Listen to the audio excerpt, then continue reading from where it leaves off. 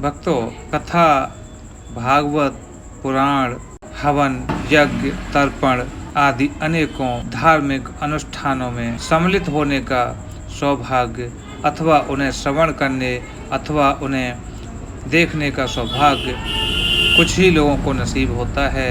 यह आपका सौभाग्य है कि आप इस चैनल के माध्यम से श्रीमद् भागवत महापुराण सुन रहे हैं।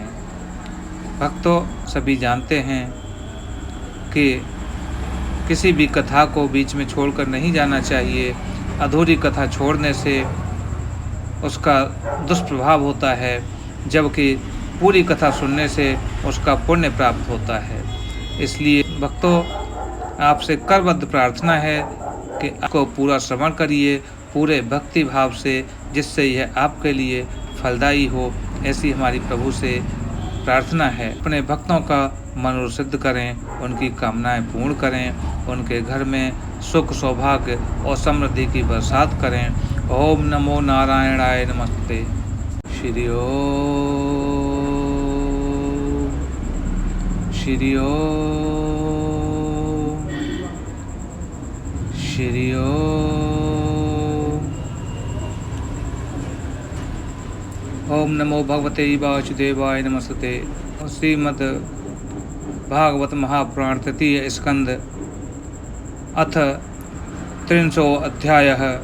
श्री कपिल जी द्वारा भक्ति का मर्म और काल की महिमा का बड़ा ही सटीक सजीव वर्णन करने के पश्चात कहने लगे, माता, अब देह गेह में आसक्त पुरुषों की अधोगति का वर्णन भी जान लीजिए। कपिल जी कहते हैं, माता जी, जिस प्रकार वायु द्वारा उड़ाया जाने वाला मेघ समूह उसके बल को नहीं जानता, उसी प्रकार यह जीव भी बलवान काल की प्रेरणा से भिन्न भिन्न अवस्थाओं तथा योनियों में भ्रमण करता रहता है, किंतु उसके प्रबल पराक्रम को नहीं जानता। जीव सुख की अभिलाषा से जिस जिस वस्तु को बड़े कष्ट से प्राप्त करता है, उसी उसी को भगवान काल विनष्ट कर देता है, जिसके लिए उसे बड़ा शोक होता है। इसका कारण यह है कि यह मंदमती जीव अपने इस नाशवान शरीर तथा उसके संबंधियों के घर, खेत और धन आदि को मोहवश नित्य मान लेता है। इस संसार में यह जीव जिस जिस जोनि में जन्म लेता है, उसी उसी में आनंद मानने लगता है और उससे विरक्त नहीं होता।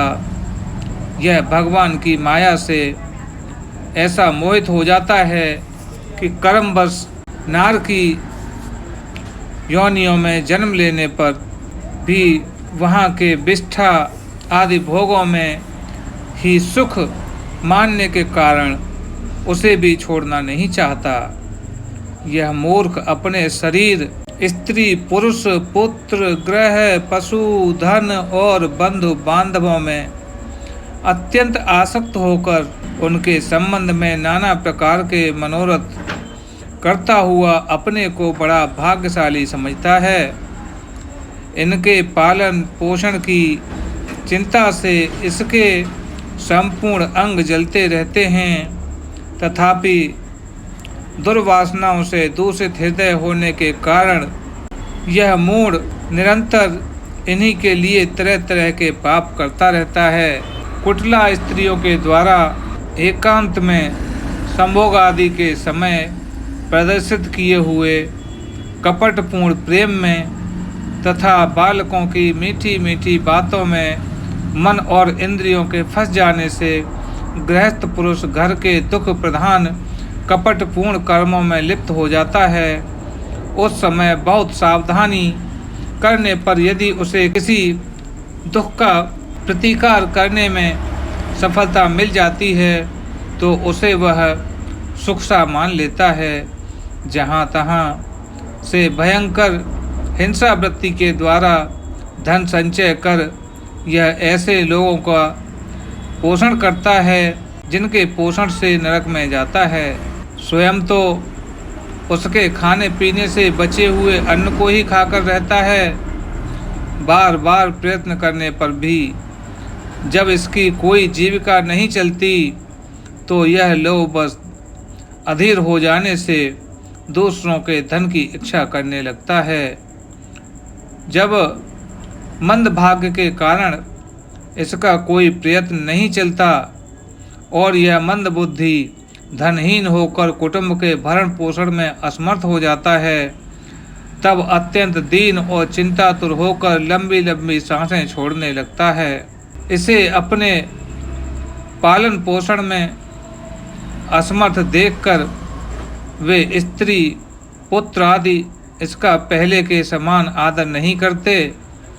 जैसे कृपण किसान बूढ़े बैल की उपेक्षा कर देते हैं, फिर भी इसे वैराग्य नहीं होता। जिन्हें स्वयं उसने पाला था वे ही अब उसका पालन करते हैं। वृद्धावस्था के कारण इनका रूप बिगड़ जाता है, शरीर रोगी हो जाता है, अग्नि मंद पड़ जाती है, भोजन और पोषाक दोनों ही कम हो जाते हैं, मरणोन्मुख होकर घर में ही पड़ा रहता है और कुत्ते की भांति स्त्री पुत्र आदि के अपमान पूर्वक दिए हुए टुकड़े खाकर जीवन निर्वाह करता है। मृत्यु का समय निकट आने पर उसे वायु के उत्कमण से इसकी पुतलियां चढ़ जाती हैं, श्वास प्रश्वास की नलिकाएं कफ से रुंध जाती हैं, खांसने और सांस लेने में इसे बड़ा कष्ट होता है तथा कफ बढ़ जाने के कारण कंठ में घुरघुराहट होने लगती है। यह अपने शोकातुर बंधु बांधवों से घिरा हुआ पड़ा रहता है और मृत्यु पास के वशीभूत हो जाने से उसके बुलाने पर भी नहीं बोल पाता। इसी प्रकार जो मूढ़ पुरुष इंद्रियों को न जीतकर निरंतर कुटुंब पोषण में ही लगा रहता है, वह रोते हुए स्वजनों के बीच अत्यंत वेदना से अचेत होकर मृत्यु को प्राप्त होता है।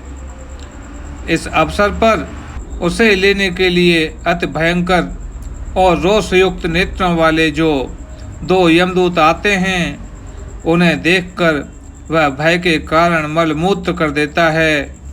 वे यमदूत उसे यातना देह में डाल देते हैं और फिर जिस प्रकार सिपाही अपराधी को ले जाते हैं, उसी प्रकार उसके गले में रस्सी बांधकर बलात् यमलोक की लंबी यात्रा में उसे ले जाते हैं।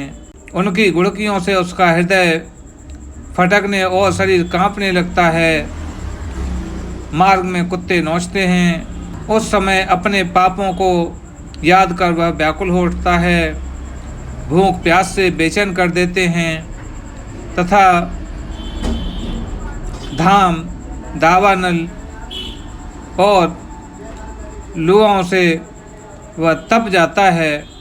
ऐसी अवस्था में जल और विश्राम स्थान से रहित उस तप्त बालुकामय मार्ग में जब उसे एक पग आगे बढ़ने की भी शक्ति नहीं रहती, यमदूत उसकी पीठ पर कोड़े बरसाते हुए बड़े कष्ट से उसे चलाने का प्रयास करते हैं। वह जहाँ तहाँ थक कर गिर जाता है, मूर्छा आ जाती है, चेतना आने पर फिर उठता है।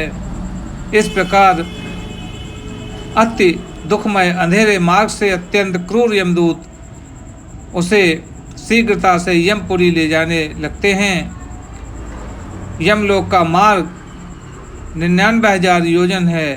इतने लंबे मार्ग को 2 ही 3 मुहूर्तों में तय करके वह नरक में तरह तरह की यातनाएं भोगता है। वहाँ उसके शरीर को धधकती लकड़ियों आदि के बीच में डालकर जलाया जाता है। कहीं स्वयं और दूसरों के द्वारा काट काट कर उसे अपना ही मांस खिलाया जाता है। यमपुरी के कुत्तों अथवा गिद्धों द्वारा जीते जी उसकी आंतें खींच ली जाती हैं। सांप, बिच्छू और डांस आदि डसने वाले तथा डंक मारने वाले जीवों से शरीर को पीड़ा पहुंचाई जाती है। शरीर को काटकर टुकड़े टुकड़े किए जाते हैं। उसे हाथियों से चिरवाया जाता है, पर्वत शिखरों से गिराया जाता है अथवा जल या गड्ढे में डालकर बंद कर दिया जाता है। ये सब यातनाएं इसी प्रकार तामसी, अंधतामसी एवं रोक आदि नरकों की और भी अनेकों यातनाएं स्त्री हो या पुरुष उस जीव को पारस्परिक संसर्ग से होने वाले पाप के कारण भोगनी भी पड़ती हैं। माताजी, कुछ लोगों का कहना है कि स्वर्ग और नरक तो इसी लोक में हैं, क्योंकि जो नार की यातनाएं हैं वे यहाँ भी देखी जाती हैं। इसी प्रकार अनेक कष्ट भोगकर अपने कुटुंब का ही पालन करने वाला अथवा केवल अपना ही पेट भरने वाला पुरुष उन कुटुंब और शरीर दोनों को यहीं छोड़कर मरने के बाद अपने किए हुए पापों का ऐसा फल भोगता है। अपने इस शरीर को यहीं छोड़कर प्राणियों से द्रोह करके एकत्रित किए हुए पाप रूप पाथेय को साथ लेकर वह अकेला ही नरक में जाता है। मनुष्य को कुटुंब का पेट पालन में जो अन्याय करता है उसका देव बेहद कुफल वह नरक में जाकर भोगता है। उस समय वह ऐसा व्याकुल हो जाता है मानो उसका सर्वस्व लुट गया हो। जो पुरुष निरी पाप की कमाई से ही अपने परिवार का पालन करने में व्यस्त रहता है वह अंध तामसिक नरक में जाता है, जो नरकों में चरम सीमा का कष्टप्रद स्थान है। मनुष्य जन्म मिलने से पूर्व जितनी भी यातनाएं हैं तथा शूकर, कुकर आदि योनियों के जितने कष्ट हैं उन सबको क्रम से भोग कर शुद्ध हो जाने पर वह फिर मनुष्य योनि में जन्म लेता है। इस प्रकार कपिल भगवान ने माता को प्रेम पूर्वक समझाया। ओम नमो भगवते वासुदेवाय नमस्ते। इति श्रीमद्भागवत महापुराणे परमहंस संहिता तृतीयस्कन्धे कपिले योपाख्यान कर्म विपाको नाम 300 अध्याय तत्सतः। जी कहते हैं कि जो लोग धर्म के कार्य में अथवा धर्म के प्रचार प्रसार में अथवा धर्म के कार्य में मदद करते हैं, मैं सदैव उनकी मदद के लिए तत्पर रहता हूँ। जो लोग धर्म को आगे बढ़ाने में अपना सहयोग करते हैं, मैं उनके कल्याण के लिए हमेशा अपना सहयोग करता हूँ। हमारा यह प्रयास इस चैनल के माध्यम से आगे बढ़ना चाहिए, तो आप हमारे चैनल को अधिक से अधिक लोगों में शेयर करें, सब्सक्राइब करें। दोस्तों, इससे धर्म का प्रचार प्रसार होगा, उसमें मदद प्राप्त होगी। भक्तों, अगर आपको लगता है प्रयास धर्म के प्रचार प्रसार में सार्थक कदम है तो भक्तों हमारे इस चैनल को लाइक कीजिए, सब्सक्राइब कीजिए, ज़्यादा से ज़्यादा लोगों में शेयर कीजिए, जिससे धर्म का प्रचार अविरल रूप से आगे बढ़ता रहे। भक्तों, इसी कामना के साथ धन्यवाद। प्रभु आपकी मनोकामना पूर्ण करें। जय श्री कृष्ण, जय जय श्री राधे।